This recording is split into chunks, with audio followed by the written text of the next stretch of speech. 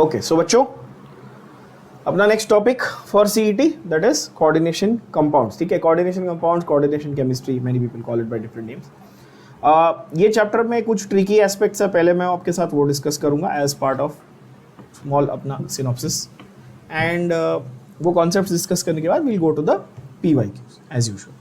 Okay, तो कुछ इसमें ना ऐसे टिपिकल एस्पेक्ट्स हैं जो बहुत सारे बच्चों को कंफ्यूजिंग लगते हैं. आई एम वेरी श्योर आपको भी लगते होंगे, तो ज़रा उनके बारे में पहले बात कर लेते हैं. पहली सबसे सिंपल और बेसिक चीज़ जो आपको समझनी है वो ये है कि कोऑर्डिनेशन और कोऑर्डिनेट बॉन्ड बेसिकली है क्या. ठीक है ना, कोऑर्डिनेट बॉन्ड, इसका दूसरा नाम क्या है बच्चों? कोऑर्डिनेट बॉन्ड का दूसरा नाम क्या है? इसका नाम है डेटिव बॉन्ड. क्या होता है इसका दूसरा नाम? Dative, DATIVE, dative bond. ठीक है, ये बॉन्ड बेसिकली है क्या, चलो ये समझते हैं. ठीक है, डेटिव बॉन्ड एग्जैक्टली होता क्या, चलो ये देखते हैं. तो it is basically bye donation of lone pair, donation of lone pair of electrons. मतलब एक अकेला इलेक्ट्रॉन जाएगा क्या? नहीं, एक साथ एक पेयर ऑफ इलेक्ट्रॉन्स. कौन सा वाला? लोन पेयर जाएगा. ठीक है ना. अच्छा, कौन किसको लोन पेयर देगा? फ्रॉम लाइगेंड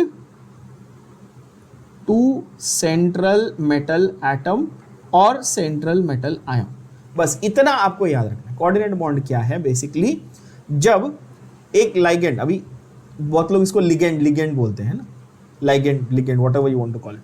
जो लिगेंड है या लाइगेंड है वो सेंट्रल मेटल एटम को अपना लोन पेयर जब देगा तो जो बॉन्ड बनेगा वो कोऑर्डिनेट बॉन्ड है. Simple concept. ठीक है, अब बोलोगे सर ये लाइगेंड क्या होता है, सेंट्रल मेटल एटम क्या होता है, तो ज़रा ये समझते हैं. आप एक एग्जाम्पल के साथ समझो. Example of coordinate bond, example of coordination compound. सबसे क्लासिक एग्जाम्पल जो है आपका K3FeCN6. ठीक है, K3FeCN6 भी होता है, K4FeCN6 भी होता है. ठीक है, जब भी आप ऐसा देखो कि ये स्क्वायर ब्रैकेट बनाया हुआ, पहले तो आप सिंपल समझ लो, स्क्वायर ब्रैकेट बनाया हुआ है ना.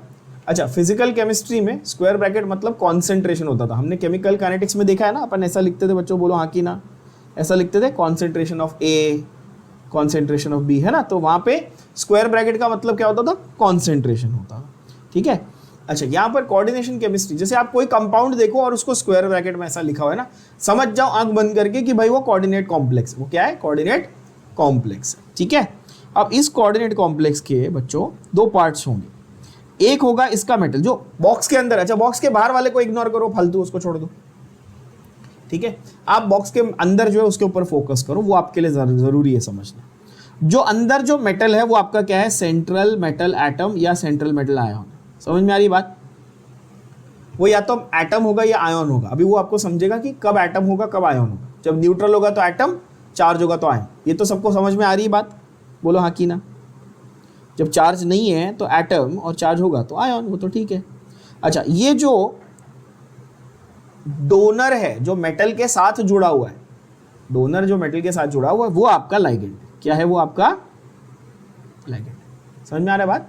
अच्छा, ये central metal atom plus ligand का जो कॉम्बिनेशन है, जो स्क्वायर ब्रैकेट में आप लिखते हो, ठीक है, ये पूरा जो सेक्शन आपने लिखा ये वाला, इसको आप बोलोगे कोऑर्डिनेट कॉम्प्लेक्स. क्या बोलोगे इसको? कोऑर्डिनेट कॉम्प्लेक्स बोलो. बात समझ में आ रही सबको? इसको आप क्या बोलोगे? Coordinate complex. तो यहां पर मेरा ऐसा मैं बोल सकता हूं कि FeCN6 जो है वो मेरा कॉम्प्लेक्स है. FeCN6 जो है मेरा वो क्या है? कॉम्प्लेक्स है. तो K4 जो बाहर था वो क्या? वो सिंपल पार्ट था ना. जो बॉक्स के अंदर है वो कॉम्प्लेक्स है, तो बॉक्स के बाहर वो सिंपल है ना. बात समझ में आ रही है आपको? तो आपको ऐसे समझ लेना है, सिंपल तरीके से जरा देख लो कि जो बाहर है ये वाला, ये मेरा काउंटर आयन है. ये मेरा क्या है? इस सिंपल वाले को मैं क्या बोलूंगा? Counter ion. काउंटर मतलब समझते हो ना, जो लोग आप लोग काउंटर स्ट्राइक CS खेलते होगे कंप्यूटर में, आपको पता है काउंटर मतलब ऑपोजिट, उसके अगेंस्ट. तो जैसे एक मेरा कॉम्प्लेक्स आयन है और उसके साथ में जो है मेरे पास वो काउंटर आयन है भाई. ठीक है ना. तो FeCN6 ये पूरा जो है मेरा ये काउंटर है. ठीक है, ये FeCN6 क्या है? मेरा ये काउंटर है. यहाँ तक आई होप एकदम बेसिक सबको क्लियर हो गया, अब कोई टेंशन नहीं है. ये मेरा कॉम्प्लेक्स. तो एक कॉम्प्लेक्स आयन हुआ, एक काउंटर आयन हुआ. कॉम्प्लेक्स आयन के भी दो पार्ट, एक सेंट्रल मेटल एटम और एक लाइगेंड। लाइगेंड कौन? डोनर। सेंट्रल मेटल एटम कौन? एक्सेप्टर। Crystal clear? ठीक है, हाँ यहां तक अगर समझ गया तो बेसिक आपको आइडिया आ गया। अब इसकी बहुत सारी थियरी है कि कंपाउंड क्यों बन रहा है, कैसे बन रहा है, बन के क्या अचीव होगा वगैरह। तो all those theories let's have synopsis में ऐसा बेसिक जरा हम लोग बातें कर लेते हैं उन थियरीज के बारे में, तो आपको अंडरस्टैंडिंग आ जाए, एक बेसिक अंडरस्टैंडिंग आ जाए। और ये बेसिक अंडरस्टैंडिंग जो आपको एमसीक्यूज में डायरेक्टली अप्लाई करके पूछी जाती है। ठीक है, पहली थियरी थी वर्नर्स थियरी। तो वर्नर ने क्या बोला? वर्नर ने क्या बोला? बहुत सिंपल चीज बोली वर्नर। उसने बोला ये जो, अच्छा यहाँ पे जो स्टेटमेंट्स लिखी हुई है तो आपके टेक्स्ट बुक में भी है, और ये मैंने खुद भी ये इंटरनेट से सीधा कॉपी पेस्ट मारी। ठीक है, मैंने कोई हैंड रिटन तो रखा नहीं है ना वहाँ पे, झूठ का को बोल दिख रहा है आपको। ठीक है, बट इसका ये तो आप रीड भी कर सकते हो, मैं आपको इसको सिंप्लीफाइड लैंग्वेज में समझा देता हूँ। हाँ, वर्नर्स थियरी में बहुत सारे पॉइंट लिखे हैं, आप रीड कर लेना। वो उसका क्या बोलते हैं, निचोड़ क्या था, वर्नर्स थियरी का निचोड़ क्या था वो जरा समझते हैं। एक ही लाइन आपने समझनी है बच्चों, एक ही लाइन, कि हर मेटल की दो टाइप की वैलेंसी होगी। क्या होगी? हर मेटल की दो अलग अलग टाइप की वैलेंसी होगी। कौन से दो टाइप की वैलेंसी होगी भाई? तो एक होगी उसकी प्राइमरी वैलेंसी, दूसरी होगी उसकी सेकेंडरी वैलेंसी। क्या ये बात समझ में आ रही है? ये क्या होगी? उसकी प्राइमरी वैलेंसी और दूसरी होगी उसकी सेकेंडरी वैलेंसी। क्या ये बात सबको समझ में आ रही है? अच्छा, आप जो इनऑर्गेनिक केमिस्ट्री वगैरह में मेटल के कंपाउंड्स पढ़ते थे उसमें जो वैलेंसी यूज होती थी, अच्छा वो फिक्स भी हो सकती है, वेरिएबल भी हो सकती है, वो अलग बात है, वो प्राइमरी वैलेंसी थी। एग्जांपल दे देता हूं, आपने फेरस आयन का सॉल्ट बनाया FeSO4, इसमें आयन की वैलेंसी कितनी है? 2। ऑक्सीडेशन स्टेट कितना है इसका? 2 है ना। आपने उसका कंपाउंड बनाया FeCl3, उसमें कितनी वैलेंसी है? 3। सबको समझ में आ रहा है ये? इससे क्या प्रूव हुआ कि आयन का ऑक्सीडेशन स्टेट +2 भी हो सकता था, +3 भी हो सकता था। यस और नो बच्चों? वेरिएबल वैलेंसी दिख रही है आपको? तो प्राइमरी वैलेंसी वेरिएबल हो सकती है, पर जो सेकेंडरी वैलेंसी है ये कोऑर्डिनेट बॉन्ड बनाने के काम आती है। और इसकी सबसे खास बात क्या है? Secondary valency is fixed number. ये खास बात है। सेकेंडरी वैलेंसी वेरिएबल होती है क्या? नहीं होती। सेकेंडरी वैलेंसी फिक्स होती है। प्राइमरी वैलेंसी जो आपके इनऑर्गेनिक के कंपाउंड्स है वो बनाने के काम आती है, वो ठीक है। जैसे कॉपर का आप क्यूप्रस भी बना सकते हो, क्यूप्रिक भी बना सकते हो, अग्रीड। आयन का आप फेरस भी बनाते हो, फेरिक भी बनाते हो, है ना। फॉस्फोरस का आप फॉस्फोरिक भी बनाते थे, फॉस्फोरस एसिड भी बनाते थे, राइट। वेरिएबल थी वैलेंसी। बट सेकेंडरी वैलेंसी जो होती है मेटल्स की वो क्या होती है? वो फिक्स होती है। By the way phosphorus was a non metal, I just give you an example of variable valency. Secondary valency fix हो गई, ठीक है। अब जो सेकेंडरी वैलेंसी है आपको आपके एंट्रेंस पॉइंट ऑफ व्यू से मैं 4-5 वैल्यूज बता देता हूं, आप वो वैल्यूज याद कर लो, आपका काम हो जाएगा। ज्यादा घुसो मत इसमें। कौन से वैल्यूज आपने याद करने? देखो, chromium, ion, cobalt. Chromium, ion, cobalt, समझ में आ रही है? ये तीनों की जो सेकेंडरी वैलेंसी है वो कितनी है? 6। प्लस माइनस नहीं करनी, प्लस माइनस ऑक्सीडेशन स्टेट होता है। इन तीनों की सेकेंडरी वैलेंसी क्या है? 6। अच्छा, ये जो सेकेंडरी वैलेंसी है इसी को आप उनका कोऑर्डिनेशन नंबर भी बोलोगे। क्या बोलोगे बच्चों? क्या बोलोगे? Coordination number. ये वो सॉलिड स्टेट वाला कोऑर्डिनेशन नंबर नहीं, वो अलग है। वहां पे भी सिखाते वक्त बोला था कि कोऑर्डिनेशन कंपाउंड में अलग नया कॉन्सेप्ट आएगा कोऑर्डिनेशन नंबर का। इसका मतलब क्या है कि भाई कितने लाइगेंड से वो जुड़ सकता है, कितने लोन पेयर वो ले सकता है। तो क्रोमियम, आयन और कोबाल्ट ये 6 लोन पेयर ले सकते हैं। क्या यहाँ पे ये हेंस प्रूव हो रहा है आपको? देखो देखो कितने आपको साइनाइड दिख रहे हैं, बताओ। दिख रहे ना 6? क्यों? क्योंकि आयन था। क्या ये बात समझ में आई? भेजे में गई सबके? क्या ये बात फिक्स है? हाँ, ठीक है। आयन में एक एक्सेप्शन है, FeCO, मतलब कार्बोनिल, पेंटा कार्बोनिल आयन होता है, वो छोड़ दो। तुमको एक्सेप्शन पे फोकस नहीं करना है, तुम नॉर्मल पहले तो सीख लो। क्रोमियम, आयन और कोबाल्ट क्या है? 6। फिक्स है, टेंशन नहीं लेने का, वेरिएबल नहीं है बॉस, है ना, क्लियर। अच्छा, कॉपर और निकल, कॉपर और निकल, इनकी कितनी है 4। तो आपको अगर मैं ऐसे बोलूं, अच्छा चलो इतना तो दिमाग लगा लो, अगर मैं बोलूं कि कॉपर मेरा मेटल है और यहाँ पे ब्रैकेट है, ब्रैकेट में कुछ भी हो दो, ठीक है, कोई भी लाइगेंड है, चलो लाइगेंड है NH3 है फॉर एग्जाम्पल, तो एटलीस्ट बताओ कि यहाँ पर नंबर क्या आएगा, इधर NH3 के नीचे नंबर क्या आएगा, 4, है ना, ठीक है, ये तो समझ में आ गया ना सबको, ये फिक्स रहेगा ना। अगर निकल है, निकल NiCO, तो आप समझ जाओगे ना कि क्या आने वाला है। क्या ये बात भेजे में गई सबके? इसको अगर आप इसके अंदर घुसोगे ना तो फालतू में कंफ्यूज हो। एंट्रेंस एग्जाम के लिए ये बस वैल्यू याद कर लो, बहुत अच्छा है आपके लिए, बेस्ट है। अच्छा, सिल्वर, सिल्वर का कितना है 2, सिल्वर का कितना है 2। अच्छा, हमने टोलेंस रिएजेंट देखा था एल्डिहाइड कीटोन में, याद है पिछले इसमें इसके पहले किया टोलेंस रिएजेंट, उसमें ammoniacal silver nitrate, silver mirror test याद होगा, सिल्वर मिरर टेस्ट करवाया था मैंने, अमोनियाकल सिल्वर नाइट्रेट, उसमें सिल्वर की आपकी वो एक्चुअली कोऑर्डिनेट कॉम्प्लेक्स था। जिन लोगों को नहीं याद है उनके लिए बता दूं, AgNH3 ट्वाइस था वहां पे, याद करो, ऐसा था। सिल्वर आपका सेंट्रल मेटल एटम हो गया, अमोनिया आपका लाइगेंड हो गया, ट्वाइस आपका कोऑर्डिनेशन नंबर सिल्वर का 2। क्या ये बात भेजे में गई? And last but not least molybdenum, molybdenum एक एक्सेप्शन है, आपको याद रखना है, इसका है कोऑर्डिनेशन नंबर 8 है, एक ही ऐसा मॉलिब्डेनम, ठीक है। तो ये वर्नर ने बोला था कि भाई प्राइमरी वैलेंसी होती है, सेकेंडरी वैलेंसी होती है, सेकेंडरी वैलेंसी का मतलब ही कोऑर्डिनेशन नंबर है। क्लियर हो गई बात? बाकी आप रीड कर सकते हो ये वाला वर्नर्स थियरी को, आप इसमें से रीड कर लेना अच्छे से, ठीक है। अच्छा, एक और चीज़ कि ज़रूरी नहीं कि आप यहाँ से रीड करो या इसमें से कुछ, आप टेक्स्ट बुक से रीड कर लोगे तो भी बहुत है, कोई टेंशन नहीं, ठीक है, सारी चीज़ें सेम दी हुई। हाँ, अभी लाइगेंड्स क्या होते हैं? तो लाइगेंड मैंने क्या बताया आपको, सिंपल भाषा में अगर कोई पूछे कि भाई लाइगेंड समझाओ, तो आप क्या समझाएंगे बच्चों, बताओ क्या बोलेंगे आप? कैन आई से डोनर, सिंपल भाषा में बोलूँ तो डोनर, और सेंट्रल मेटल एटम को कैन आई से एक्सेप्टर, बोलो हाँ कि ना। अच्छा, एमसीक्यू में अगर ऐसा आ गया कि लाइगेंड डोनर है तो लुईस एसिड है कि लुईस बेस है, तो क्या लिखोगे? डोनर क्या होता है, बेस की एसिड, मैंने कैसे सिखाया, एक्सेप्टर एसिड, डोनर बेस, ऐसा बोला था ना। तो लाइगेंड डोनर है तो ये टेक्निकली क्या हुआ, ये लुईस बेस हो गया, सही है।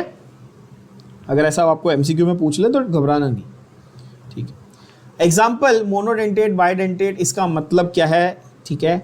अगर वो एक लोन पेयर देगा तो वो मोनोडेंटेट, अगर वो 2 लोन पेयर देगा तो वो बाइडेंटेट, अगर वो 3 लोन पेयर देगा तो वो ट्राइडेंटेट, ऐसे तो पूरी आप लिस्ट लिख सकते हो।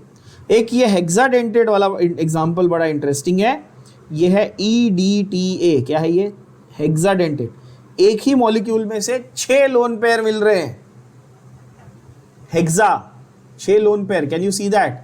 Can you tell me the full form of EDTA? EDTA का फुल फॉर्म क्या है बच्चों? EDTA का फुल फॉर्म है ethylene diamine tetra acetic acid, EDTA, है ना, टेट्रा एसिटेट, सॉल्ट है, EDTA एक सॉल्ट है। तो ethylene diamine tetra acetic acid, अगर एसिड बोलता तो एसिटिक एसिड, और एसिटेट बिकॉज उसका सॉल्ट। क्या ये बात समझ में आ गई? इथिलीन डायमाइन है और उसमें 4 एसिटेट ग्रुप लगे हुए, भेजे में गया। Those who are interested in the structure, वो भी बता दूं अगर तुमको क्यूरियोसिटी है EDTA के स्ट्रक्चर की, ठीक है। ऐसे इतना डिटेल में जाने की जरूरत नहीं है, तो ठीक है कर लेते। इथिलीन डायमाइन, बच्चों स्ट्रक्चर क्या होगा इथिलीन डायमाइन का, सोचो जरा। क्या मैं बोल सकता हूँ ये इथिलीन यानी कि CH2 डबल बॉन्ड CH2 होना चाहिए था, अब उसमें डायमाइन है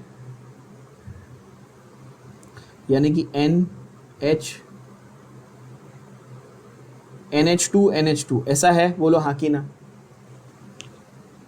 ethylene diamine CH2 NH2 everybody agree, नाम से पता चल रहा है EDT है। अभी वो जो हाइड्रोजन है अमाइन ग्रुप का हाइड्रोजन है उसको रिप्लेस करो और क्या लगाओ, एसीटेट ग्रुप लगाओ। Acetate group CH3C double bond होता है ना,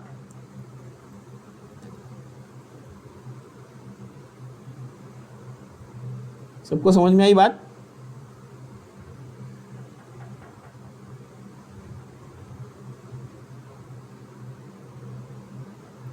ऐसे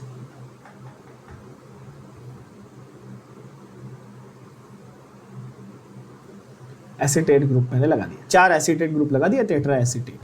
अभी यहाँ देखो ये minus charge minus charge minus charge minus charge, तो ये तो ए अपने ये लेके आए ना यार, इलेक्ट्रॉन्स लेके आए, डोनेट करेंगे। और नाइट्रोजन हमेशा क्या कैरी करता है, सबको मालूम है क्या कैरी करता है नाइट्रोजन, लोन पेयर। तो बोल बोल के थक गया मैं हर लेक्चर में, नाइट्रोजन क्या कैरी करता है, लोन पेयर। कितने लोन पेयर दिख गए आपको अभी, 4 नेगेटिव चार्ज 2 लोन पेयर, हो गए कितने, 6। समझ में आई बात, बोलो हाँ कि। इजी हो गई, ठीक। तो ऐसे आपको EDTA के स्ट्रक्चर के बारे में भी डिटेल वो पूछ सकता है। उसके बाद सिडविक्स इलेक्ट्रॉनिक थियरी आई, वर्नर्स की थियरी के बाद सिडविक्स इलेक्ट्रॉनिक थियरी। उसमें आपको क्या याद रखना है सिडविक्स इलेक्ट्रॉनिक थियरी में, कि जब central metal atom electrons accept करता है लिगेंड से, तो उसका एटॉमिक नंबर जो है वो चेंज हो जाता है, अब वो इफेक्टिव एटॉमिक नंबर बन जाता है। क्या बन जाता है, इफेक्टिव एटॉमिक नंबर। उसका फॉर्मूला क्या दिया, देखो फॉर्मूला दिया है Z minus x plus y. Z क्या है ये तो दुनिया को पता है, Z क्या होता है, एटॉमिक नंबर होता है, बरोबर है। Z क्या होता है, एटॉमिक नंबर। X क्या है, number of electrons that the metal has lost. अच्छा देखो, मेटल का जब आयन बनेगा तो वो कुछ इलेक्ट्रॉन्स लूज करके बनेगा, लॉजिकल बात है। कोई भी मेटल है उसकी टेंडेंसी होती है इलेक्ट्रॉन लूज करने की, बोलो हाँ कि ना, है ना। तो number of electrons lost by the metal atom, ऐसे बोलूं, सेंट्रल मेटल एटम ने जितने इलेक्ट्रॉन लूज किए, सपोज Fe2+ था तो उसने 2 इलेक्ट्रॉन लूज किए थे, सपोज Ni2+ है उसने 2 इलेक्ट्रॉन लूज किए हैं, Na+ है उसने 1 इलेक्ट्रॉन लूज किया, ऐसे। और Y क्या है, Y है number of electrons donated by the ligand, ठीक है, डोनेटेड बाय लिगेंड। अब यहाँ पे देखना मैंने इलेक्ट्रॉन पेयर्स नहीं लिखा है, नंबर ऑफ इलेक्ट्रॉन्स लिखा है, ध्यान से देखना बच्चों। आप देख पा रहे होंगे मैंने नंबर ऑफ इलेक्ट्रॉन्स लिखा है, यानी कि सपोज 6 साइनाइड आया, 6 साइनाइड ने 6 लोन पेयर दिए, तो नंबर ऑफ इलेक्ट्रॉन्स कितने दिए बताओ, 12। 6 अभी यहाँ पे ये एग्जांपल जो हमने लिया था देख लो आप लोग, अगर मैं बोलूँ ये 6 साइनाइड आए और 6 साइनाइड ने 6 लोन पेयर दिए, अग्रीड, हर लिगेंड 1 लोन पेयर ला रहा है, तो 6 साइनाइड ने टोटल इलेक्ट्रॉन कितने लाए, 6 की 12, 12 इलेक्ट्रॉन लाए। तो यहाँ पे Y की वैल्यू 12 हो जाएगी। ध्यान से देखना और पढ़ना मैं क्या लिख रहा हूँ, राइट। फॉर्मूला में मैंने क्या लिखा है, नंबर ऑफ इलेक्ट्रॉन लिखा, नंबर ऑफ इलेक्ट्रॉन पेयर्स नहीं लिखा, बट बहुत सिंपल है। तो जैसे अभी यही एग्जाम्पल को कंटिन्यू कर लो, चलो समझो आपको यही एग्जाम्पल लेना है K4FeCN6, तो इसको आप अप्लाई कैसे करेंगे, चलो देखेंगे बच्चों। इस पे आप सिडविक्स इलेक्ट्रॉनिक थियरी कैसे अप्लाई करेंगे बताओ। ये मेरा कंपाउंड था एवरीबॉडी, इस कंपाउंड को आप डिसोसिएट करके देखो, तो कैन आई से 4K प्लस FeCN6 4 माइनस ऐसा आ जाएगा, बोलो हाँ कि ना, 4 माइनस है ना, राइट। अभी साइनाइड का -1 चार्ज होता है, हम सबको पता ही है, साइनाइड का चार्ज क्या होता है, -1। तो मुझे बताओ 6 साइनाइड का -6 हुआ, तो आयन का कितना हुआ, +2 हुआ, बरोबर। क्यों, क्योंकि ये टोटल -4 है। ये तो सबको निकालने आता है ना, oxidation number, Fe + 6 times cyanide equal to -4, so Fe becomes +2, everybody yes. इसका मतलब कि आयन ने कितने इलेक्ट्रॉन लूज किए थे +2 बनने के लिए, 2 इलेक्ट्रॉन लूज किए थे। 6 साइनाइड ने कितने इलेक्ट्रॉन्स लाए, अभी बताया मैंने, 12 इलेक्ट्रॉन्स लाए। आयन का Z क्या था, आयन का एटॉमिक नंबर क्या है, फीकोनीकू। मैंने डीएनएफ ब्लॉक में आपको पूरा पढ़ाया है, स्कैंडियम से लेके जिंक तक। कैसा याद करने का? सचिन तेंदुलकर वर्ल्ड क्रिकेट में फिर कोई नया कप जीतेगा, 21 से लेके 30। तो आयन क्या था? 26। तो मुझे बताओ इस केस में आयन का इफेक्टिव एटॉमिक नंबर क्या हो गया?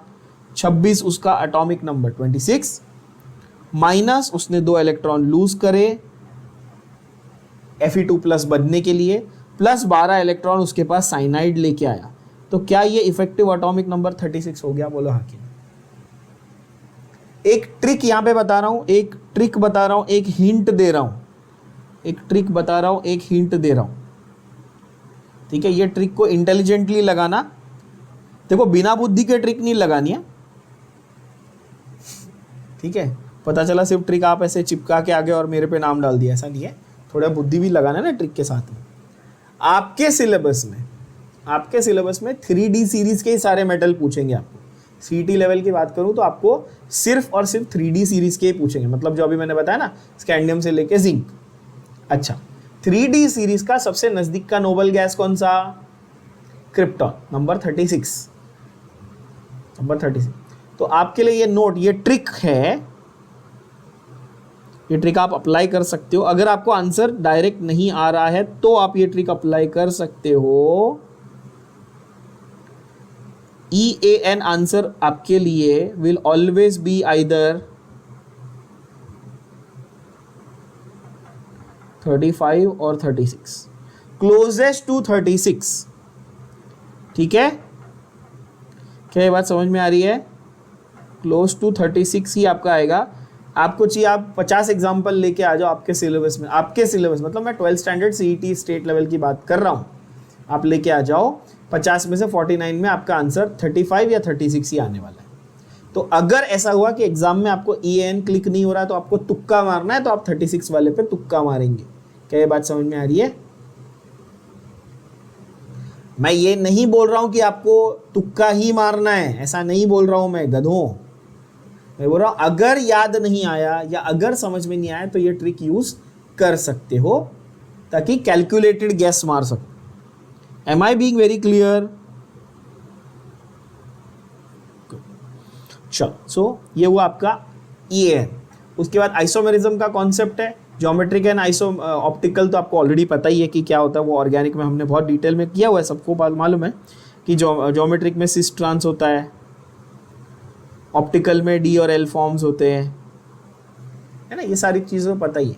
जो स्ट्रक्चरल है इसका वो थोड़ा अलग है, कोऑर्डिनेशन, आयोनाइजेशन, लिंकेज, सॉल्वेट, है ना। इसको याद करने की भी आपको मैं एक ट्रिक दे देता हूँ, बहुत ही ईजी है।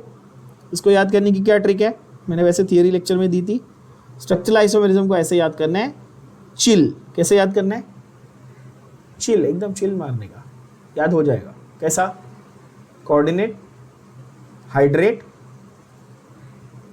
आयोनाइजेशन और लिंकेज। आप बोलोगे सर हाइड्रेट H तो है ही नहीं, सॉल्वेट का दूसरा नाम हाइड्रेट है। बात समझ में आ रही है? बोलो हाँ कि ना। Yes, so coordinate isomerism, hydrate isomerism, ionization isomerism and linkage isomerism. ठीक है, hydrate is the same as solvate. ठीक है, वैसे आप याद कर लो, सिंपल है। ठीक है, ऑफ कोर्स अभी ये होते क्या है, तो इनको आप डेफिनेशन, बोर्ड एग्जाम के लिए अलग बात थी, आप डेफिनेशन रखते थे, अलग बात है। बट यहाँ पर हम लोग क्वेश्चन में इसको एग्जाम्पल के साथ सॉल्व करेंगे तो आपको अच्छे से ये समझ में आएगा। ठीक है, क्रिस्टल फील्ड थियरी और VBT वगैरह जो है ना, आपके सिलेबस में काफ़ी पार्ट उसका, क्रिस्टल फील्ड थियरी तो पूरी निकाल दी है, रिड्यूस कर दिया आपके इसमें, पर अपन उसके कुछ क्वेश्चन सॉल्व कर लेंगे जैसे एक बेसिक आइडिया लेने के लिए। और वैलेंस बॉन्ड थियरी बहुत ही इंपॉर्टेंट। वैलेंस बॉन्ड थियरी के अपन स्टेप्स समझ लेते हैं, ज़रा थोड़े से स्टेप्स समझ लेते हैं VBT और फिर क्वेश्चंस पे जाते हैं। ठीक है ना, चलो। वैलेंस बॉन्ड थियरी तो अपने को सिडविक्स इलेक्ट्रॉनिक थियरी समझ में आई, अपने को पहली वाली वर्नर्स थियरी समझ में आई, अभी फंडा है वैलेंस बॉन्ड थियरी। तो यार ये वैलेंस बॉन्ड थियरी बोलती क्या है, ये क्या क्या थियरी बताती क्या है? तो this theory is basically used to determine the hybridization of the central atom. किसके लिए यूज करते हैं अपन इसको? Mainly hybridization of central metal atom. और क्या मैं ऐसा बोल सकता हूँ बच्चों, आप मुझे बताना मैं सही बोल रहा हूँ कि गलत, अगर मुझे हाइब्रिडाइजेशन पता चल गई तो मुझे ऑटोमेटिकली ज्योमेट्री भी पता चल जाएगी, बोलो हाँ कि ना? क्लियर बात है ये तो, क्योंकि केमिकल बॉन्डिंग बेसिक्स जो है 11th का, आपने केमिकल बॉन्डिंग में आपने ये पढ़ा है कि यार sp3 का टेट्राहेड्रल होता है, sp2 का ट्राइगोनल प्लेनर होता है ना, sp3d होगा तो आपका स्क्वायर प्लेनर होता है।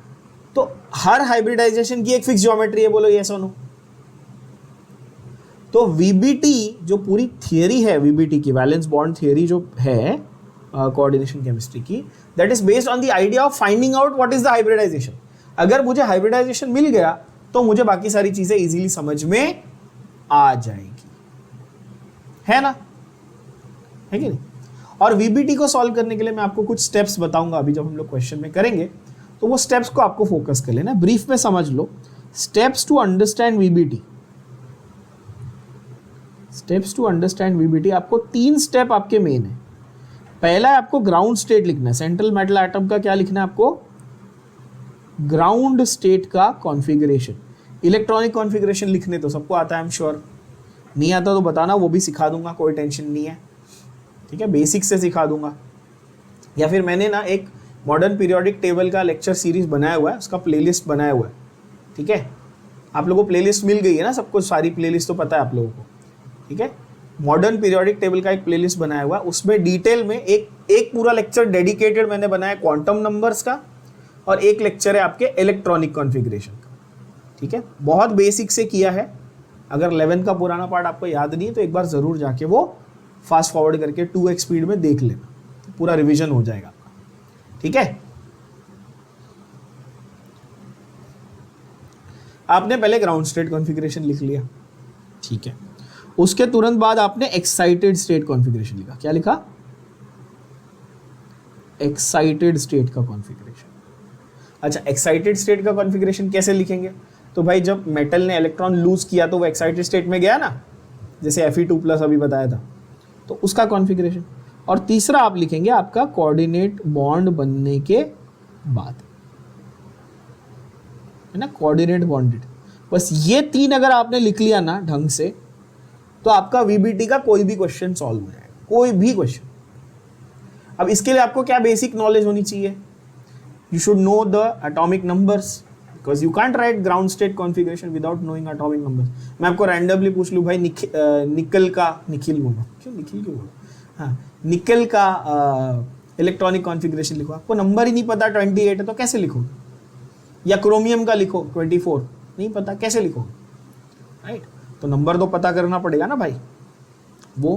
प्लस आपको ऑक्सीडेशन स्टेट, एकदम बेसिक चीज, ऑक्सीडेशन स्टेट निकालने नहीं आता, then again you are stuck, this is where you all go wrong. तो मिस्टेक कहाँ होती है? बेसिक याद नहीं है तो आपको सिर्फ नंबर्स और ऑक्सीडेशन स्टेट निकालना, ये 2 चीज आती है तो आप बहुत इजीली वीबीटी के सारे क्वेश्चन सॉल्व कर पाओ, ठीक है। ओके, क्रिस्टल फील्ड थियरी फिलहाल मैं उसमें नहीं घुस रहा हूँ, थोड़ी हाईफाई है वो पूरी थियरी, और फिलहाल आपके सिलेबस में रिड्यूस पार्ट में है। तो if it comes in the questions will cover some parts, otherwise will leave it out, okay.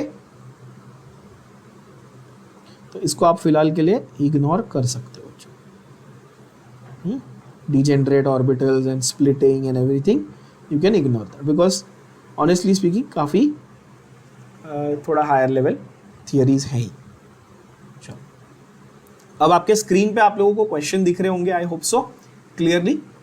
एक एक करके will start solving the PYQs।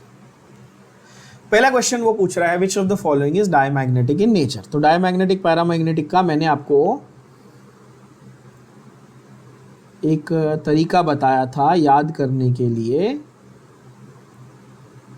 याद नहीं होगा आई एम वेरी श्योर सभी बच्चों को, तो फिर से रिवाइज करा देता। डायमैग्नेटिक पैरामैग्नेटिक कैसे याद करने बोला था सॉलिड स्टेट चैप्टर में, कि सब कुछ पेयर्ड हो तो डायमैग्नेटिक बच्चों, है ना, सारे इलेक्ट्रॉन पेयर्ड होंगे तो डायमैग्नेटिक, और अगर 2 अप टू 2, 1 या 2 अनपेयर्ड होंगे तो पैरामैग्नेटिक।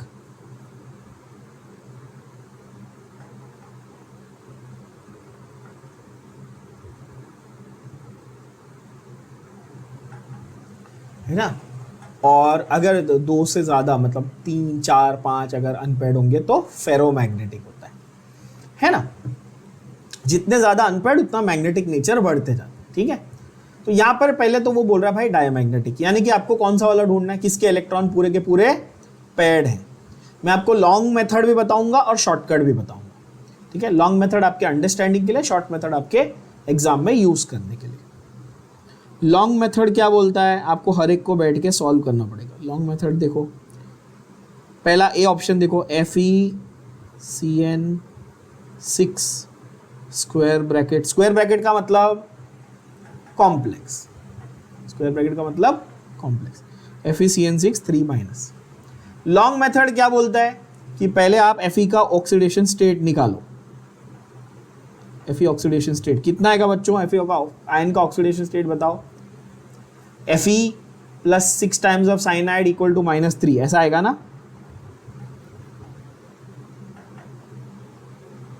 तो Fe का आएगा +3, ठीक है। फिर आप उसका ग्राउंड स्टेट कॉन्फ़िगरेशन लिखेंगे, आयन का नंबर 26 है तो 3d6 आर्गन, 3d6 4s2। फिर उसके आप कॉन्फ़िगरेशन को इस तरह से बॉक्स फॉर्म में रिप्रेजेंट करके देखेंगे। ये मतलब मैं उन बच्चों के लिए बता रहा हूं जिनको कुछ आइडिया नहीं है कि क्या चल रहा है। 1 2 3 4 5 एंड 6 है ना, और 4s2 है ना, तो 4s2 ये रहा।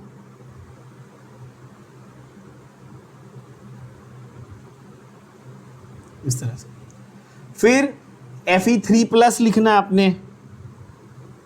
मैंने अभी वैलेंस बॉन्ड थियरी के सारे स्टेप्स बता दिए, वही है।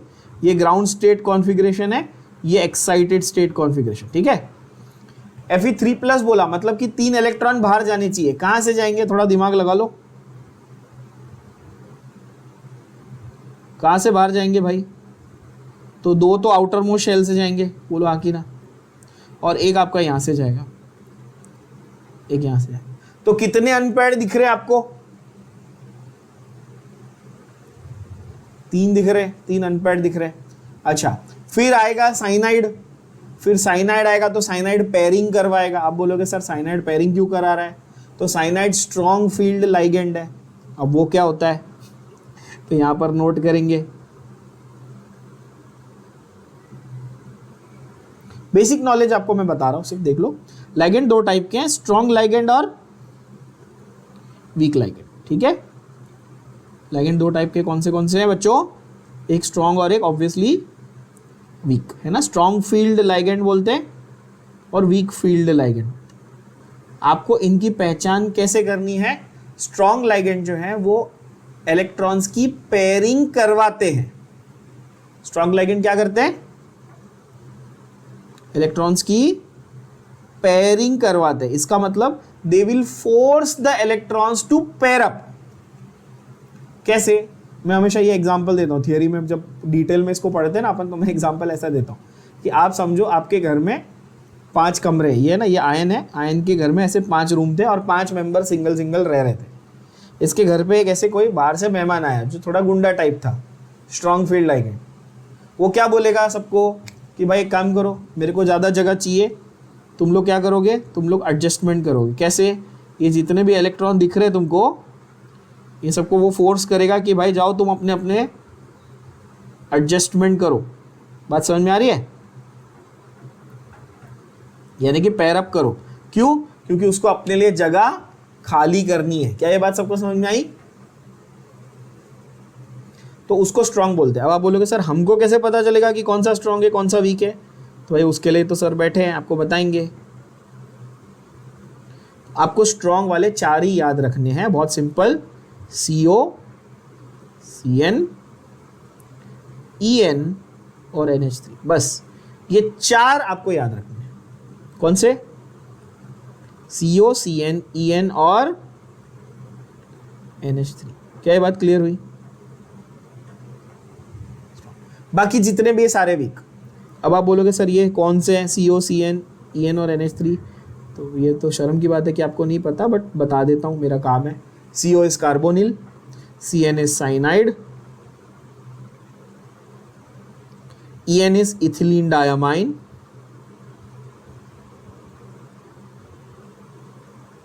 और NH3 इज ऑब्वियसली अमोनिया। अच्छा, इनके नाम जो है ना कोऑर्डिनेशन केमिस्ट्री में थोड़े अलग होते हैं। जैसे CO को कार्बोनिल ही बोलते हैं, साइनाइड को साइनाइडो बोलते हैं, और साइनो भी बोलते हैं, मेजॉरिटी लोग साइनो बोलते हैं। Ethylene diamine is called ethylene diamine, ammonia is called ammine, AMMINE। The names are different. जिससे अच्छा कोऑर्डिनेशन केमिस्ट्री में वाटर आएगा ना तो उसको एक्वा बोलने का, वाटर नहीं बोलने का, क्या बोलने का? एक्वा। अलग अलग नाम है, ठीक है, वो हम लोग अभी ये करेंगे। आपको कोऑर्डिनेशन केमिस्ट्री का IUPAC नॉमेनक्लेचर का एक क्वेश्चन CET के पेपर में 100% गारंटीड क्वेश्चन है, 100% गारंटीड क्वेश्चन है। ये पक्का है कि भाई आप IUPAC नेम करके जाओ कोऑर्डिनेशन केमिस्ट्री के, एक या दो भी आ सकते हैं, बट एक तो डेफिनेटली आएगा, ठीक है। तो स्ट्रॉन्ग वाले आपने याद कर लिए, बाकी सारे वीक। तो साइनाइड स्ट्रॉन्ग है, पेयरिंग कराएगा, बट यहां पर ऑड नंबर है बच्चों, आपको दिख रहा है। तो पेयरिंग कैसे होगी आप बताओ? ऐसे हो जाएगी ना, 1 2 3 4 और एक अकेला रह जाएगा, अग्रीड।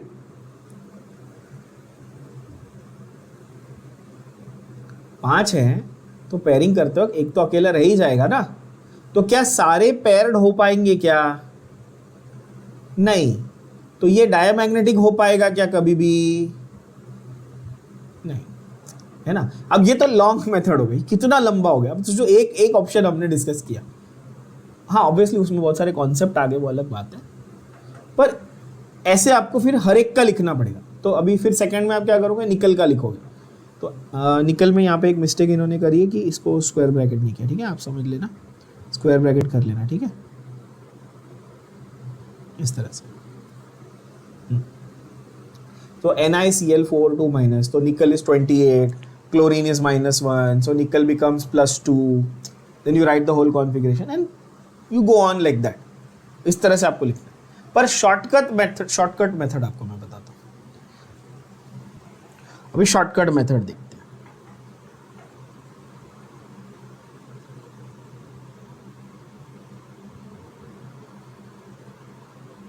शॉर्टकट मेथड में आपको क्या करना है कि आपको सिर्फ EAN कैलकुलेट कर लेना है। क्या करना है?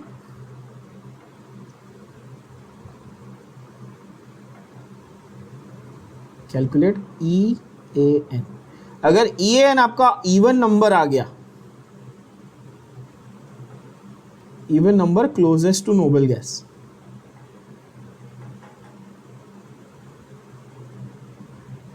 बस फिर वो आपका आंसर डायमैग्नेटिक होगा। क्यों? क्योंकि अगर इवन नंबर आया तो पेयरिंग हो रही है, पहली बात है ना।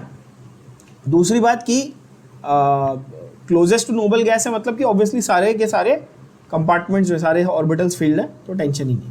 हाँ, अगर इवन नंबर इन जनरल भी आया तो पेयरिंग भी। अच्छा, और एक चीज नोटिस करना, ये साइनाइड है, स्ट्रॉन्ग है कि वीक है? स्ट्रॉन्ग। क्लोरीन है, स्ट्रॉन्ग है कि वीक है? वीक। CO देख लो, यहाँ पे 4 लिखे हैं ना, वो देख के ही बता दो।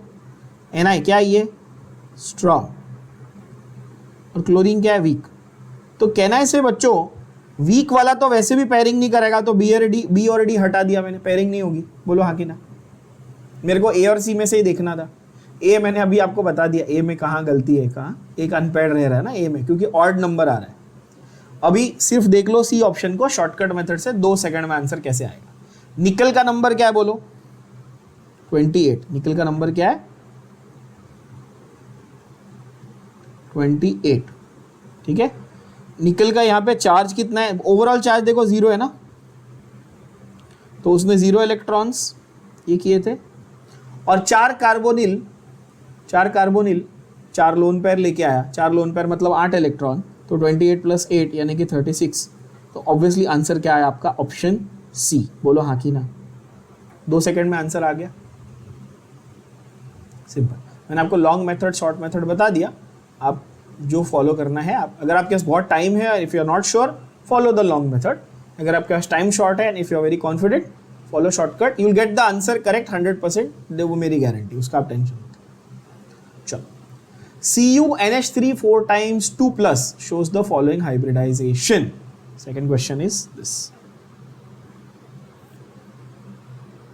ये मैं इरेज कर देता हूँ ताकि आप जब सेकेंड टाइम प्रैक्टिस के लिए सॉल्व करो तो आपके पास रहे, ऐसे दिखे प्रॉपर क्वेश्चन, है ना, हिंट्स ना दिखे। चलो,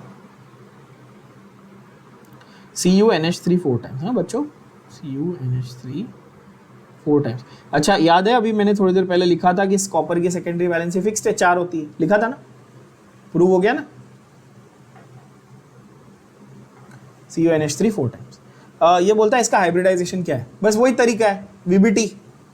कॉपर का ये क्या है बताओ, क्या बोलते हैं अपना कॉन्फ़िगरेशन, 3D9 4s2। ये तो मैंने डी ब्लॉक चैप्टर में सिखाया है ना कि कैसे निकालना है, शॉर्टकट भी बताया था। 29 है तो 3D9।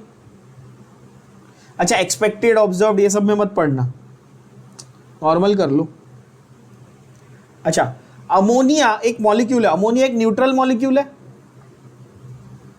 अमोनिया एक न्यूट्रल, ये पूरा जो अमोनिया है, ये अमोनिया पे कभी चार्ज लिखते हो आप कि सिर्फ NH3 लिखते हो? अमोनिया इज NH3, चार्ज तो लिखते नहीं, अमोनिया तो न्यूट्रल है। तो ये जो चार्ज है ये किसका चार्ज है? कॉपर का है, बोलो हाँ कि ना।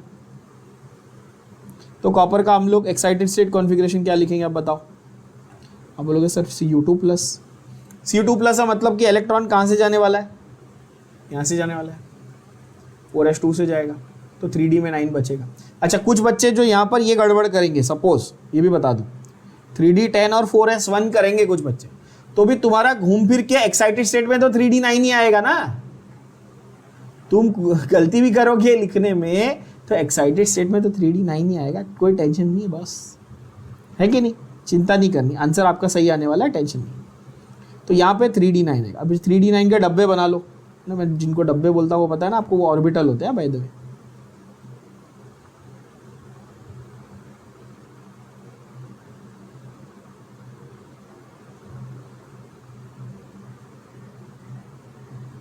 कैसे दिखेंगे? 1 2 3 4 5 6 7 8 एंड 9। अच्छा, अमोनिया जो है वो स्ट्रॉन्ग वीक क्या है?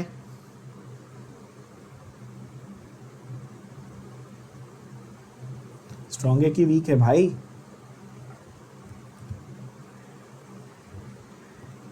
अमोनिया को हम लोग स्ट्रॉन्ग फील्ड लाइगेंड बोलते हैं, बट एक थोड़ी सी एक्सेप्शन वाली बात इसके साथ ये है, चौथे नंबर पे आ रहा है, ये कोबाल्ट के साथ स्ट्रॉन्ग है, बाकी मेटल्स के साथ वीक है। ये भी एक चीज़ है, मतलब असल में स्ट्रॉन्ग पहले 3 है, कार्बोनिल, साइनो और इथिलीन डायमाइड। अमोनिया स्ट्रॉन्ग है बट वो उतना नहीं है, ठीक है। खैर यहाँ पर टेंशन नहीं है, यहाँ पे सब पेयर्ड ही है, और एक बचा हुआ अनपेयर्ड है, वो पेयर हो सकता है क्या? नहीं ना, क्योंकि ऑड नंबर है ना बच्चों। ये वाला जो है बताओ, ये पेयर होगा? अकेला है, किसके साथ पेयरिंग करेगा? कर ही नहीं सकता। अच्छा, अब कॉपर को कौन मिला? कोऑर्डिनेटेड स्टेट में कॉपर को कौन मिला? 4 अमोनिया मिले, 4 अमोनिया ने 4 लोन पेयर लाया, 4 अमोनिया ने 4 लोन पेयर लाया। बोलोगे हाँ, 3D 4s खाली पड़ा हुआ था, 4s में से निकाल दिए थे ना इलेक्ट्रॉन, 4p। पहले से कितने इलेक्ट्रॉन प्रेजेंट है बताओ? 1 2 3 4 5 6 7 8 एंड 9। ये सबसे पहले क्या करेगा? इस एक इलेक्ट्रॉन को यहां से बाहर निकालेगा, इस एक इलेक्ट्रॉन को यहां से बाहर निकालेगा, ठीक है। पेयरिंग तो करा नहीं पा रहा है, लेकिन कम से कम अमोनिया के 1 2 3 और 4, बात समझ आ रही है? 4 कंपार्टमेंट जो है वो अमोनिया से वो क्या करेगा? ऑक्यूपाई करेगा, और एक जो इसका अकेला इलेक्ट्रॉन बचा हुआ था उसको पुश कर देगा लास्ट में, ठीक है। तो यहां पर क्या, किस टाइप का हाइब्रिडाइजेशन बना? जरा आप खुद ही दिमाग लगा लो, बताओ ये क्या था? ये 3D था सर बेटा, बच्चों 3D था, और ये था 4s और ये था 4p। मुझे बताओ क्या क्या बना? 3D में से एक लिया, 4s में से एक लिया, और 4p में से एक लिया, मतलब DSP 2 है तो DSP2। DsP2 हाइब्रिडाइजेशन बना, यानी कि आंसर हुआ ऑप्शन ए। बोलो हाँ कि ना। ये जब आप first second time third time ऐसे कर रहे हो ना स्टार्ट में, तो आपको काफी टाइम लगता है। Once you do few examples of VBT, it becomes so easy, you can get the answer within half a minute. What you have to know, again I am reiterating this fact, what you need to know is you need to know the atomic number and you need to know how to write the configurations. That's it. Answer आ गया DsP2. Everybody understood this? अच्छा, यहां पर भी बच्चों आप actually shortcut मार सकते थे, आपको ए और डी में से आंसर आने वाला था, कोई और बाकी आपको कंफ्यूजन का स्कोप नहीं था। शॉर्टकट कैसे मारते आप मुझे बताओ। sp3d टोटल कितने हुए, एक s 3p 1d, ये तो टोटल 5 हो गए ना। और अमोनिया कितने थे हमारे पास, 4, तो ये तो हो ही नहीं सकता था। dsp3 भी नहीं हो सकता था, ये भी 5 हो गए। क्या ये बात समझ में आ रही है? तो आपको स्मार्टली क्या करना है, ऑप्शंस को एलिमिनेट पहले ही कर देना है।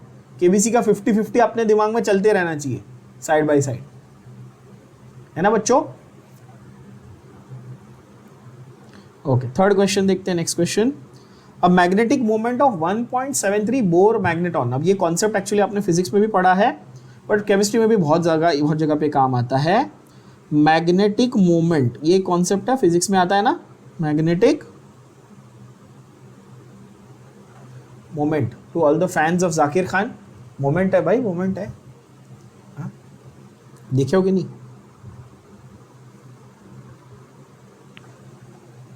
तो mu, magnetic moment, that is mu. What is the formula for mu? It is root of n into n+2 Bohr magneton. मैं पूरा वर्ड लिख रहा हूँ, बहुत लोग को ये वर्ड ही नहीं पता, BM बोलते रहते हैं।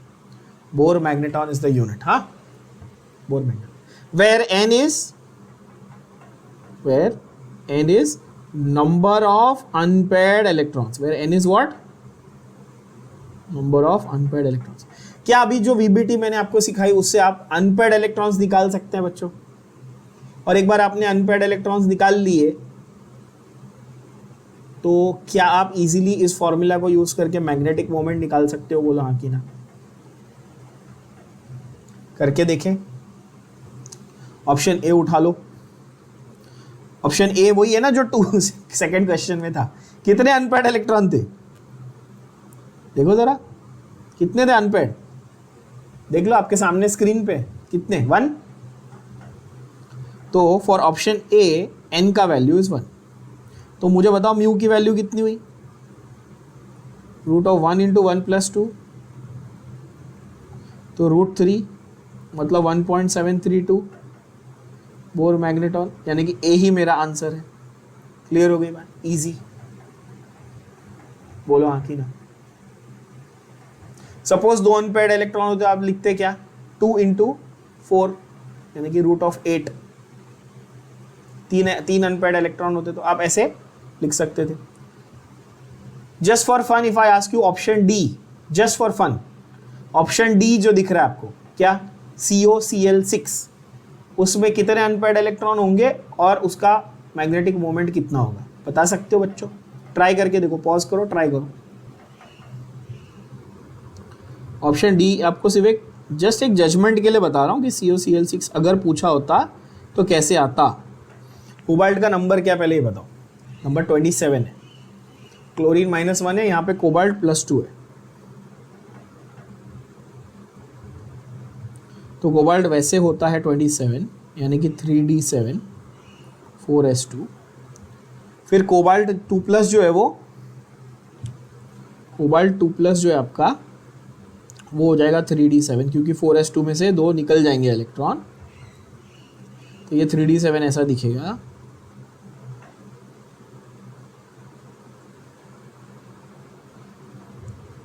थ्री 4 5 6 और 7 कितने अनपेयर्ड दिख रहे हैं? 3। क्लोरीन वीक है कि स्ट्रांग है? वीक है। पेयरिंग कराएगा कि नहीं कराएगा? नहीं कराएगा। बात समझ आ रही है? कितने अनपेयर्ड हो गए? 3। तो म्यू की वैल्यू क्या हो गई? √3 इंटू 3+2, मतलब √15। क्या ये बात समझ में आ रही है बच्चों? तो रफली 3.9 के आसपास हो गया बोर मैग्नेटॉन। तो आपको कोई भी कंपाउंड दिया जाए बहुत इजीली आप उसका मैग्नेटिक मोमेंट कैलकुलेट करके बता सकते हो। वीबीटी अगर आपको देखो इस चैप्टर में से अगर आपको EAN यानी इफेक्टिव एटॉमिक नंबर, आपका IUPAC नेमिंग और VBT, सिर्फ ये 3 चीज आते हैं ना, तो आपको इस चैप्टर में से 100% क्वेश्चन आपके सॉल्व होंगे, आपके CET में एक भी मार्क नहीं कटेंगे, ये मेरी गारंटी है। बाकी आप अपनी श्रद्धा अनुसार जितनी इस चैप्टर की पढ़ाई करनी है आप कर सकते हो, बट सिर्फ ये 3 कॉन्सेप्ट भी आप कर लो, आपके मार्क्स इसमें से एक भी मार्क नहीं कटेगा, ये मेरी गारंटी है। क्या ये बात समझ में आ रही है? चलो नेक्स्ट देखें, सिलेक्ट डायमैग्नेटिक, रिपीट हुआ है, अभी ये थोड़ा फास्ट जाएंगे, डायमैग्नेटिक शॉर्टकट से करेंगे। स्टार्टिंग में ऑब्वियसली मैं आपको डिटेल में कराता हूँ, फिर धीरे धीरे जब रेपिटेटिव हो जाएंगे तो स्पीड बढ़नी चाहिए। डायमैग्नेटिक कॉम्प्लेक्स निकालो, K3FeCN6 अभी किया था पहले क्वेश्चन में ही, K3FeCN6 में तो अनपेयर्ड निकला था, है कि नहीं? कैसे? आयन वाज 26 और K3 है, मतलब Fe3+ था और ऑड नंबर था तो A नहीं हो सकता। What about CONH3 6 times? Cobalt number is what? Number 27, cobalt number 27, तो उसका EAN कितना हुआ बच्चों? 27। CONH3 6 टाइम्स Cl3- Cl3 है ना, मतलब कि कोबाल्ट वॉज बिकमिंग +3, तो -3 प्लस 6 क्लोरीन 6 अमोनिया 12 इलेक्ट्रॉन लेके आएंगे, टोटल हो गया 36, आ गया आंसर बी। क्या ये बात गई भेजे में? बोलो हाँ कि ना। इजी शॉर्टकट बताया था पहले क्वेश्चन में, वही अप्लाई किया। कुछ बच्चे पूछेंगे सर ये -3 कहाँ से आया? तो भाई यहाँ से आया, COCl6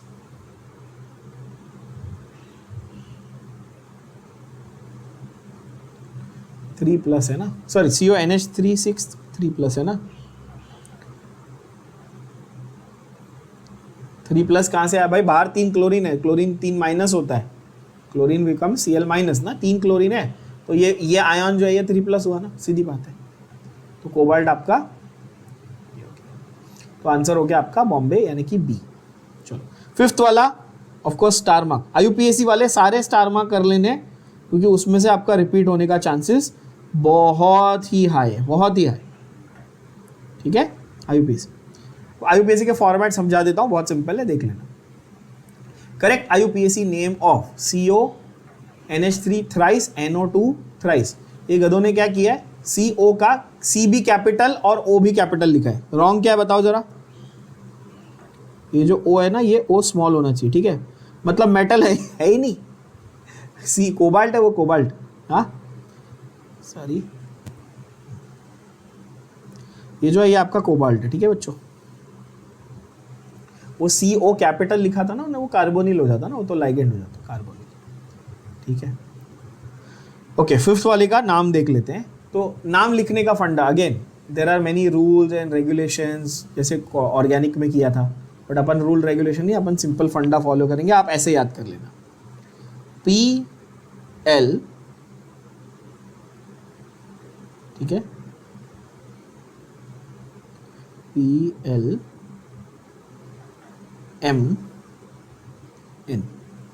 ऐसे याद रखना, बहुत सिंपल है। PLMN, इसका मतलब क्या है कि अगर पॉजिटिव काउंटर आयन प्रेजेंट है, क्या प्रेजेंट है? Positive counter ion. अच्छा, काउंटर आयन मतलब ब्रैकेट के अंदर की ब्रैकेट के बाहर? ब्रैकेट के बाहर। अगर पॉजिटिव काउंटर आयन प्रेजेंट है तो वो पहले लिखेंगे, अगर प्रेजेंट है तो। क्या हर केस में प्रेजेंट रहेगा? नहीं, जैसे कि यहां पे ब्रैकेट के बाहर कुछ है क्या पहले? अब तो उर्दू में तो पढ़ नहीं रहे हो, अरबिक में तो पढ़ नहीं रहे हो ना, कि राइट टू लेफ्ट थोड़ी पढ़ोगे, तो नॉर्मल इंग्लिश में पढ़ रहे हो ना भाई, तो लेफ्ट टू राइट। तुम बताओ, लेफ्ट में तुम्हारे पास ब्रैकेट के बाहर कुछ दिख रहा है क्या अंधे बच्चों? नहीं दिख रहा ना? हाँ ठीक है। एल से क्या आएगा? Obviously ligand. एम से क्या आएगा? मेटल, है ना? और एन से क्या आएगा? नेगेटिव काउंटर है। बस इतना आपने याद रखना, इससे सिंपल तरीका नहीं है IUPAC नाम लिखने का। पॉजिटिव या नेगेटिव में से कोई एक ही प्रेजेंट होगा, इतनी तो कॉमन सेंस लगा लो। दोनों तो प्रेजेंट होंगे नहीं, ब्रैकेट के अंदर या ब्रैकेट के बाहर दोनों तो होंगे नहीं, कोई एक ही होगा ना, या तो पॉजिटिव या नेगेटिव। हाँ, ऐसा हो सकता है कि दोनों ना हो, only complex is given, that is possible, but when it comes to counter ion either one will be given, both can not be given, it's not possible of course. जैसे कि यहां पर उन्होंने आपको स्ट्रक्चर दिया, मैं ड्रॉ कर देता हूं बिकॉज इसमें मिसप्रिंट था। CO NH3 thrice NO2 thrice, ठीक है, और ये स्क्वायर ब्रैकेट ऐसा बना है। स्क्वायर ब्रैकेट मतलब ये कॉम्प्लेक्स है, आप बोलोगे हाँ। अच्छा, क्या इस पे चार्ज है? क्या इस कॉम्प्लेक्स पे आपको चार्ज बनाया हुआ दिख रहा है क्या बच्चों? नहीं, ऑफ कोर्स नॉट। कॉम्प्लेक्स पे कोई भी चार्ज बनाया हुआ नहीं दिख रहा है। अगर कॉम्प्लेक्स पे चार्ज नेगेटिव होता, क्वेश्चन क्या, ये पॉइंट को जरा ध्यान से सुनना। क्या बोला मैंने? If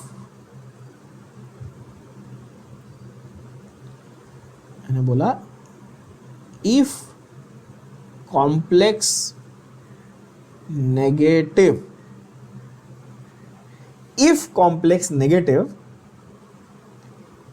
metal name in Latin plus 8।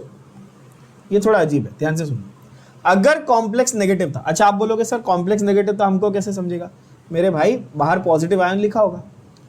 अगर काउंटर आयन पॉजिटिव था तो मेटल जो लाइगेंड है वो नेगेटिव होगा, सॉरी कॉम्प्लेक्स है वो नेगेटिव होगा। लॉजिकल क्लियर हो जाएगा आपको। अगर बाहर पॉजिटिव, जैसे कि ये वाला, जैसे यहां पर K3 बाहर लिखा है, तो क्या मैं क्लियरली बोल सकता हूं कि ये कॉम्प्लेक्स नेगेटिव है? बोलो हाँ कि ना। यहां पर K3 बाहर लिखा है, क्या मैं बोल सकता हूं ये कॉम्प्लेक्स नेगेटिव है? यहां पर Cl बाहर लिखा है, क्या मैं बोल सकता हूं ये कॉम्प्लेक्स पॉजिटिव है? ये समझ में आ रही है बात? बोलो हाँ कि ना। ये तो क्लियर है ना सबको, ये इजी है। कॉम्प्लेक्स पॉजिटिव नेगेटिव पहचान में आ गया ना। तो अगर कॉम्प्लेक्स नेगेटिव है तो मेटल का नाम लैटिन में लिखिए और उसके आगे लगा दीजिए ATE। क्या लगाएंगे? 8। जैसे कि सिल्वर को सिल्वर नहीं बोलने का, अर्जेंटेट बोलने का। आयन को इंग्लिश में आयन बोलते हैं लेकिन लैटिन में क्या बोलते हैं? फेरस, तो फेरेट बोलने का। ठीक है, अभी कोबाल्ट को कोबाल्ट ही बोलते हैं तो कोबाल्टेट बोलने का। कब? अगर कॉम्प्लेक्स नेगेटिव होता तो। क्या इस एग्जांपल में कॉम्प्लेक्स नेगेटिव है? नहीं है। यहां पर कॉम्प्लेक्स नेगेटिव, कोई चार्ज नहीं है ना कॉम्प्लेक्स पे। ब्रैकेट के बाहर कोई चार्ज दिख रहा है? नहीं दिख रहा है। कॉम्प्लेक्स नेगेटिव है? नहीं है।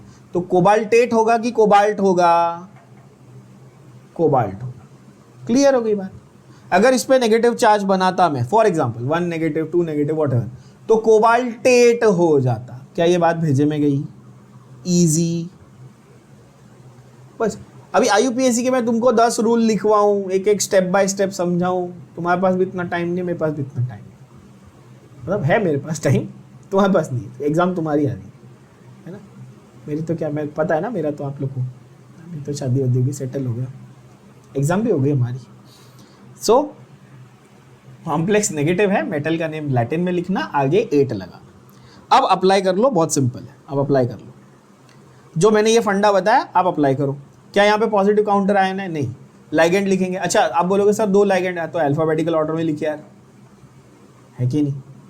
अच्छा तो 3 अमोनिया है। अमोनिया का नाम अमोनिया है क्या? नहीं, अमोनिया का नाम अमीन है, तो ट्राई अमीन। क्या ये बात समझी? बोलो हाँ कि ना एवरीबडी। ट्राई अमीन। 3 अमीन थे मेरे पास, दिख रहे हैं। फिर 3 मेरे पास नाइट्राइटो भी थे। 3 क्या थे? नाइट्राइटो थे। और नाइट्राइटो में होता क्या है कि NO और O ऐसा होता है। NO2 है ना बच्चों, तो मतलब बॉन्डिंग ऑक्सीजन से भी हो सकती थी और बॉन्डिंग नाइट्रोजन से भी हो सकती थी। क्या हो सकता था? बॉन्डिंग ऑक्सीजन और नाइट्रोजन दोनों तरीके से हो सकती थी। यहां पर NO2 दिया है तो नाइट्रोजन से बॉन्डिंग हो रही है। बोलो यस और नो। अब आप बोलोगे सर अगर नहीं होती तो वो भी बता देता हूँ भाई। सपोज नाइट्रोजन से नहीं होती तो आपको ऐसा दिया होता,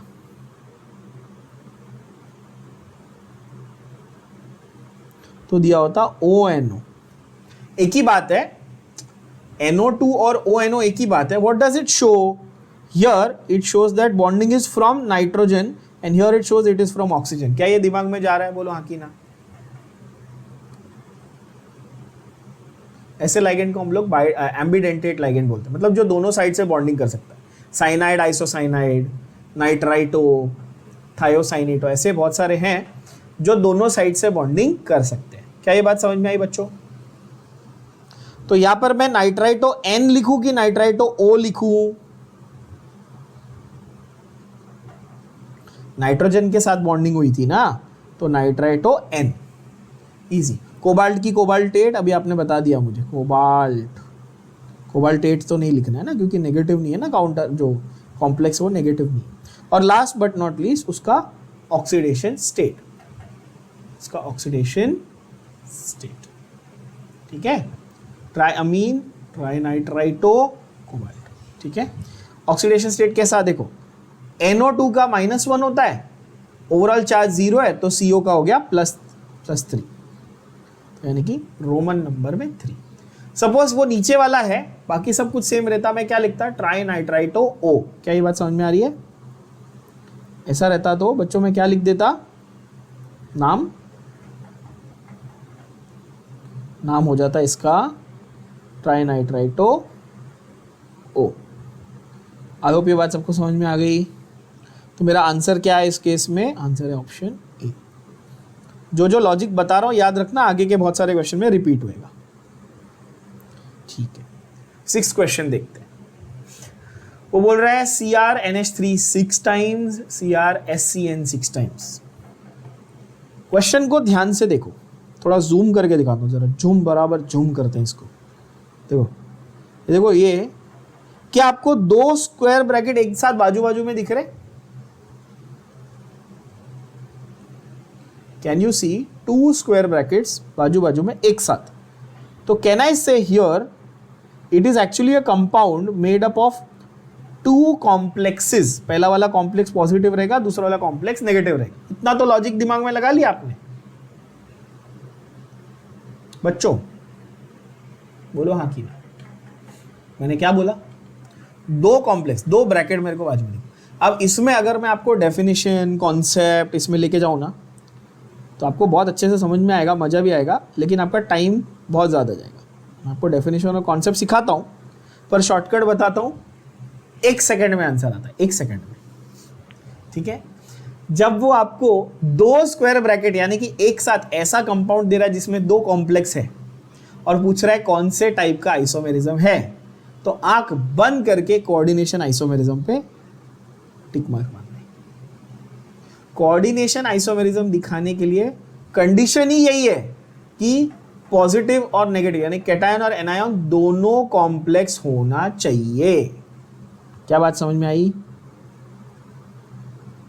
क्या समझ में आया आपको?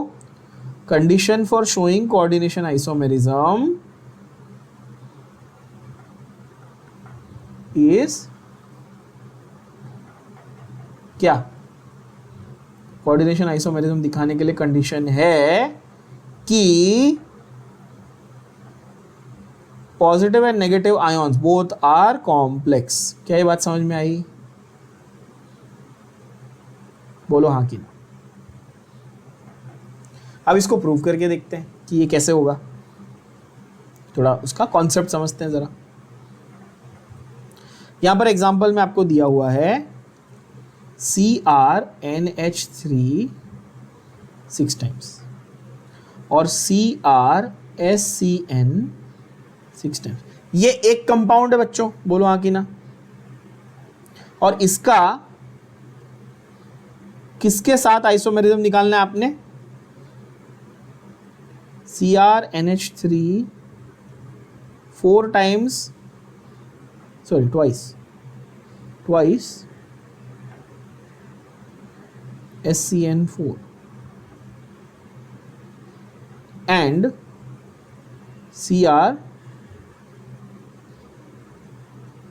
NH3 4 SCN ट्वाइस, है ना। पहले बात ये समझो कि क्या उसने मेटल को सेम रखा, यस और नो।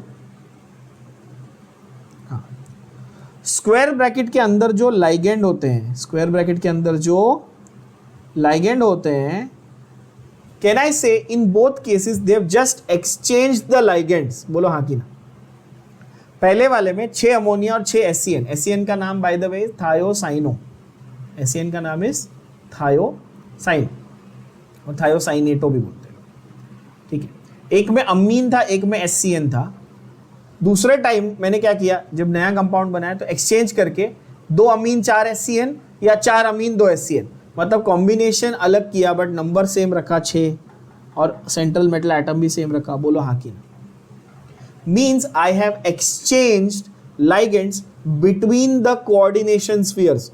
स्क्वायर ब्रैकेट के अंदर कोऑर्डिनेशन स्फीयर में मैंने क्या किया, लाइगेंड्स को एक्सचेंज कर दिया। वो अक्षय कुमार वाला तुम्हारा मीम, बस वो जो मीम है ना, वो कोऑर्डिनेशन आइसोमेरिज्म। क्या ये बात समझ में आ रही है, बोलो हाँ कि ना। तो इन शॉर्ट अगर मैं तुमको ऐसे बोलूं बच्चों कि समझो मेटल है M1, कोई एक मेटल है M1 और उसके पास 6 लाइगेंड है A टाइप के, और दूसरा मेटल है M2 और उसके पास 6 लाइगेंड है B टाइप के, तो मैं ऐसा कर दूं कि M1 विल टेक B और M2 विल टेक A, ऐसा कर दूं सपोज। इसको इधर ले लो,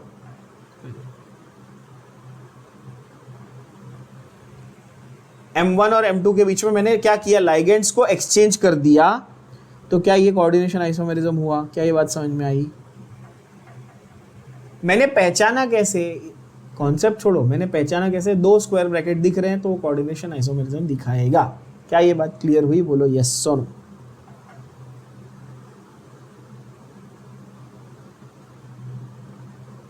answer will be option C, that is coordination isomerism. Next question is Wilkinson catalyst, that is factual, obviously you have to just remember it, उसमें कोई है नहीं, कोई रॉकेट साइंस नहीं है। हाइड्रोजनेशन ऑफ एल्कीन्स में Wilkinson catalyst. Now in class 11 and all in your NCERT and in your state textbook they have not mentioned Wilkinson catalyst as such, but ये एक factual question है, याद कर लो सीधा आप। Wilkinson catalyst का formula है PH3P the whole thrice RHCl, ठीक है।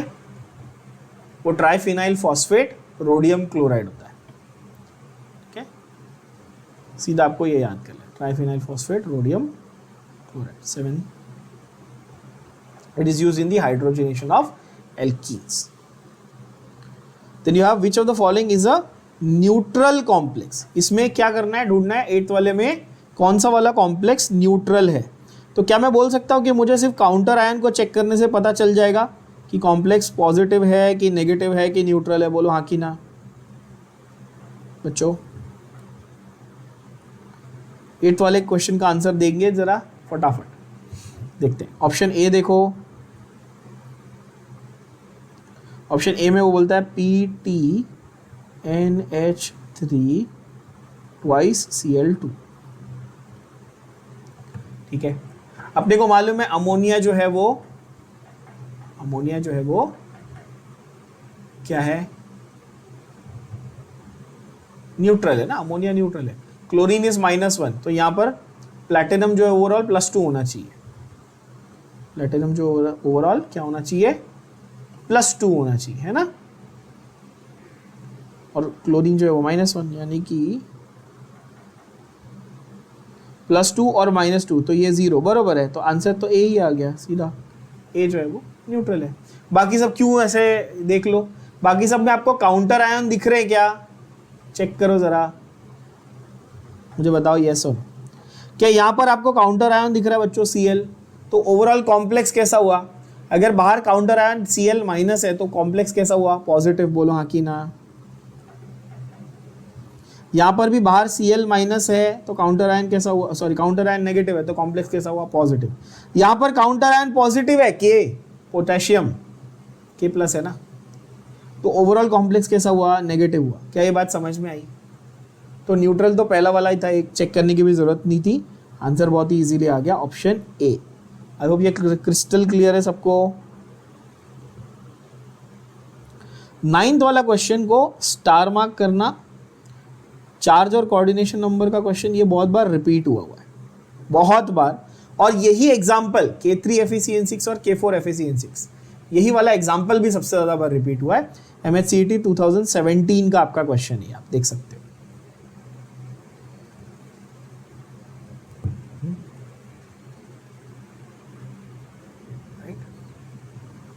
MHCET 2017 का क्वेश्चन,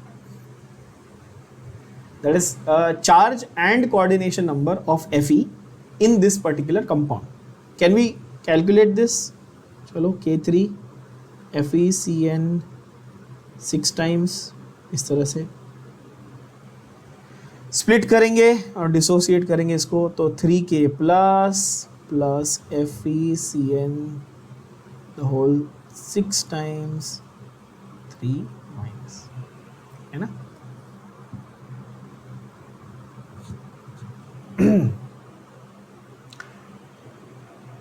आयन पे चार्ज क्या है बताओ?